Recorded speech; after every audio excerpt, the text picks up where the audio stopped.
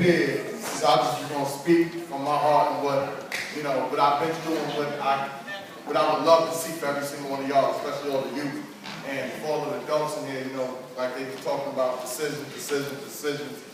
It's all about decisions and decisions you make, that will determine your future and everything that you want to achieve in life.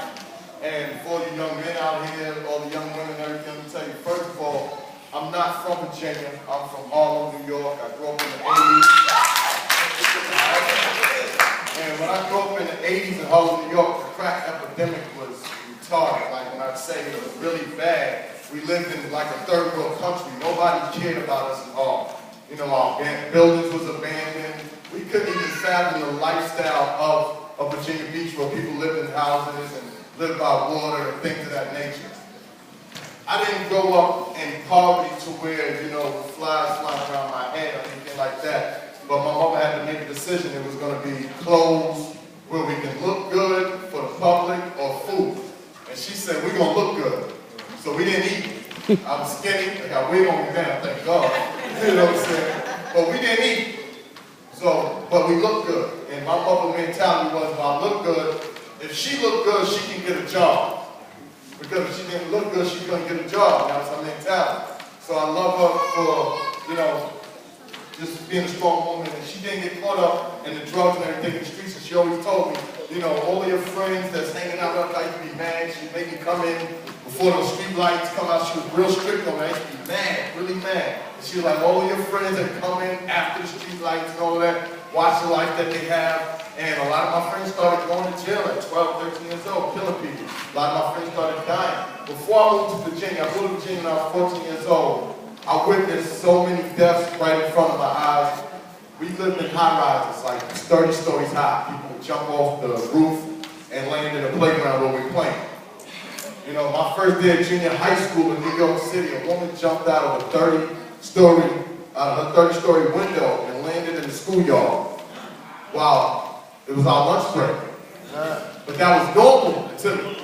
That was normal. Like, it wasn't crazy, it wasn't weird. That was normal. And I used to watch TV. I was a TV kid, because TV tended to be a lot of our babysitters for our kids, especially for parents who work a lot or just busy trying to make things happen. TV is the babysitter. So I watched TV a lot, and I was like, I couldn't relate to things that was going on TV. I was like, I wish my life was like that. I want to live like Fresh Prince of Bel-Air. I wish I had a rich family member that could have took me in and, gave me a better life. I just always wanted that life. I wanted something better. So my mama came on vacation to Virginia Beach, because the commercial they show us is Virginia is for lovers. They show us the beach. So my mama came on vacation. She met a man, the only positive man ever in my life. Any man before that was always taught me negative, taught me how to fight, taught me how to sell drugs, taught me how to hold a gun, taught me everything negative about the life in the streets. So my mother met this man, we moved down here. He tried to teach me how to work on cars. All right, he tried to teach me everything positive, and I didn't want to hear him. I didn't want to listen to him. I didn't want to pay him no attention, because I'm like, you're corny. I thought he was corny. I know a lot of y'all men out there know what I'm talking, young fellas. It's corny. You don't want to hear the corny things. You don't want to learn the corny things, because you want to be cool. Exactly. You want to fit in. You want to be down. You don't want to be corny. You don't want to be looked at as somebody nobody wants to hang out with. You want friends. Right. So, we moved down to Virginia.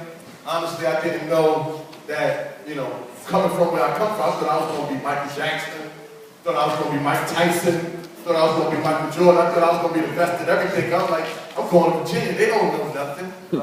They don't do nothing. Nobody plays basketball out there. Nobody sings. Nobody rap. Whatever. Long story short, I came down here rude awakening, and it's just like everywhere else. I don't care where you go in the world. There's struggle. There's poverty. All right? People are going through it. But the decisions you make can help you get out of that. Your mind state, your mind is so powerful. Our minds are communicating with each other right now as we sit here, and we don't even know that. All right? So let me show you how powerful your mind is. So anyway, I get down here to Virginia. I want to prove to all the people out here, because I'm new now, I want to prove to them that, yeah, I'm from New York and I'm tough. I'm from New York and I'm cool. Or y'all don't know about what I've been through, and they used to think I was lying, like I was telling stories like I was from a movie or something. But it was real. I walked over dead bodies every day, all day long. heard gunshots all day, every day, all day long. My mother had 9 brothers and sisters. By the time I moved to Virginia, she had 1 sister and 1 brother left. That's it. So all my uncles, all my aunts, gone. Everybody in my life that meant so much to me was gone except for my mom. Alright, so I'm out of Virginia. I'm loving Virginia. I'm loving the schools. But I wanted to have fun. I wanted to be, I just came from what I thought was hell. So I said, why am I going to walk around being tough? You don't need to be tough anymore. You don't need to have this chip on my shoulder. There's no need to, you know, be on guard. Because I thought I'm in Virginia, Virginia Beach, Virginia's for lovers.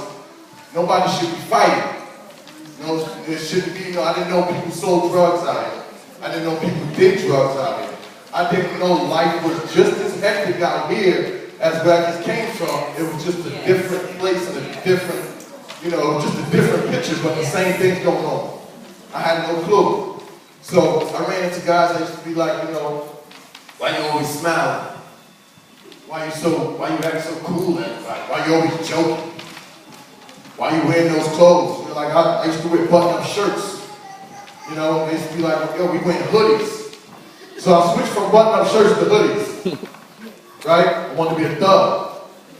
I was a pretty boy. I had pink lips, pink gums, curly hair. Wasn't nothing tough about me. You didn't look at me and you wasn't scared by looking at me. But I wanted people to be scared of me. I wanted to be tough. So I wanted to fit in. So I started doing things that the so-called tough kids was doing. You know, I never finished high school because of that. And I was always ahead of my class. I was always above average in reading. And guess what? I couldn't get past 10th grade English. I couldn't get past 10th grade English. This is a kid who went from being above average in reading and grammar, and who could speak very well. But because I didn't want to be looked at as corny, I changed who I was to fit the people that I was around. And the people that I around couldn't read as well as I read. They weren't as educated as I was.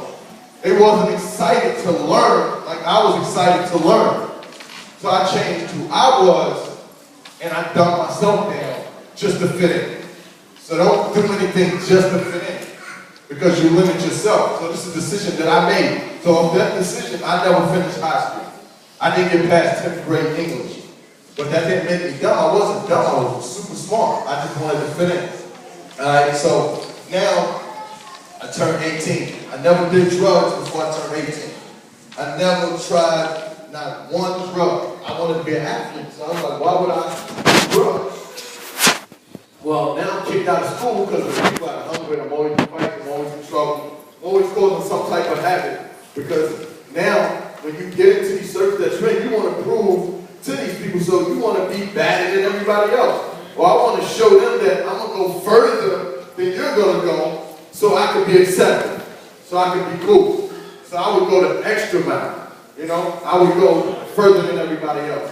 So now I'm kicked out of school, I'm 18 years old, and a person who never did drugs on 1995, I did every drug on the streets.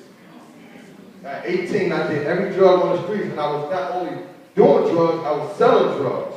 I was transporting drugs back and forth, state to state, along with guns. And I was so naive. I didn't want to let the person that I was running these drugs for know that I had no idea how much, you know, I'm supposed to get paid off the drug. I didn't know what a gram was. I didn't know none of that. Because I didn't want to look like I was not cool, I wasn't down. So I wouldn't let him know that I didn't know what I was doing.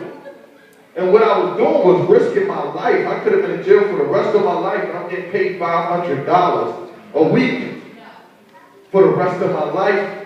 I'm risking my life for $500, not knowing. But because I want to fit in, and I don't want to look stupid, I want to be cool, I did it anyway. I took the crazy risk, but God was with me. God was with me. I had drugs in my trunk. Police didn't pull me over, and when they did pull me over, I was able to talk my way out. And what if I wouldn't have been able to talk my way out? I wouldn't be able to be here and talk to y'all right now. That was 17 years ago. You know, 17 years ago. So after 18, I always knew in my mind I wanted to do great things though. Like I was talented. God blessed me with the ability to not only talk to people, but sing, rap, dance. You know, just creative. I always been creative. I always made people laugh. I always made people smile. I always just brought light to the party. I was the life of the party.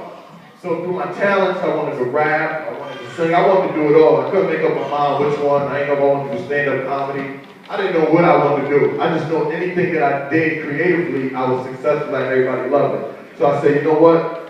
After that summer, that whole year of being 18 and doing all these drugs, and it was just so dark, I was like, I want to come out of this. This is not what I want to do with my life. All right, so I changed. I said, at 18, I said, I'm going to change my life, right? But look what happened. I changed my life. I wanted to do something different. I wanted to do something positive. I wanted to market it. You know, I wanted to go learn how to market products and sell products and, you know what I'm saying, just be a businessman. But I still had this demon in me from what I just did at 18 years old.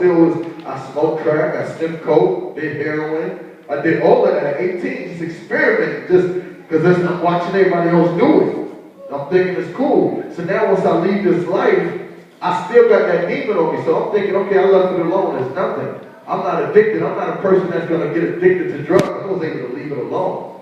So in my mind, I'm like, it'll never happen to me. I'll never be a crackhead. I'll never be a cokehead. I'll never be a drug addict. That's what I'm saying. So years go by. I don't touch no drugs. You know, I'm chasing my dream of being an entertainer. You know, and life is hard. You know, I have multiple children. You know, 4 children. Me, my woman living in a room. You know, but that's another story. We went through hell. What I consider hell is a struggle. But I never gave up on my dream. I never gave up on myself. I believed in myself. Okay? That's one thing you got to do is believe in yourself. Can't nobody else believe in you if you don't believe in you. Okay? Can't nobody else believe in you if you don't believe in you. So anyway, I go years without doing any drugs, and I'm chasing my dream, but I seem like I'm not reaching my goal. Coming up close, I'm 30 years old, I start getting depressed. I'm like, wow, was all of this a waste? Was everything I just did a waste? Mind you, I went from the drugs, and started doing positive things, started an organization called Ghetto Government, you know, and started reading all of these books, you know, Christianity, Hinduism, and everything. Wanted knowledge of self, wanted knowledge of history, wanted knowledge of the world, trying to understand this world that I'm in, trying to find myself, all right? And doing all of that, I got depressed once again because I wasn't where I wanted to be in life. So I started doing drugs again. That demon was in me. I started doing drugs again, and now I became addicted. It wasn't like when I was 18 and I tried it and had fun and party. Now I'm addicted. I lose my money, lose my jewelry, lose my car, lose my girl, lose everything. And I'm a drug addict. I'm looking in the mirror like, wow, you got real skinny. You got a little older. You know? I couldn't believe it. I got pulled over by the police. I got caught with drugs. So now, almost 30 years old, I catch my first felony charge. After going all the years, doing all the things I did, never catching charge, but now that addiction that I never got rid of, that I thought I got rid of, came back, and now I'm a 2-time felon. And I'm not saying that like it's cool. I'm telling you, I'm going to get to my point in a second. I become a 2-time felon from doing drugs and selling drugs. So, but at the same time, in the back of my mind, I'm like, yo, I want to achieve something in my life. I want to do something positive. Even while I was on the drugs, I'm sitting there thinking about how I always wanted to be on the stage and making a difference in people's life. And June definitely was one of the people that I ran across when I went through that time of depression. That's why I'm so proud of him. Mr. Risker. I ain't going to call you June no more. Mr. Risker. You know? And June, hey, Mr. Risker, no. I ride around in a Jaguar, Cadillacs. I had fun.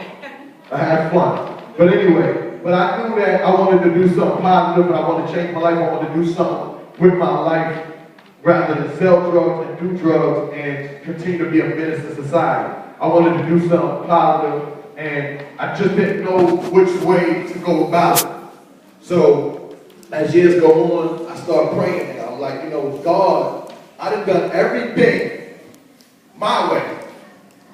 I done done